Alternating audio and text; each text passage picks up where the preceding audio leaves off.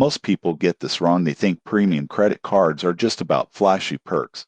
But the surprising truth about the ANZ Frequent Flyer Black credit card is that it's designed for travelers who want to maximize rewards while getting exclusive benefits. This card earns frequent flyer points on every purchase, with higher points for everyday spending categories like groceries, fuel, and travel. ANZ often offers welcome bonuses that can significantly boost your points balance early on. Points can be redeemed for flights, upgrades, or other travel rewards through participating airline programs. One standout feature is the travel perks. Cardholders get complimentary travel insurance, purchase protection, and concierge services. These extras make a big difference for frequent travelers, offering convenience and peace of mind. The surprising truth is the value comes when you use it strategically.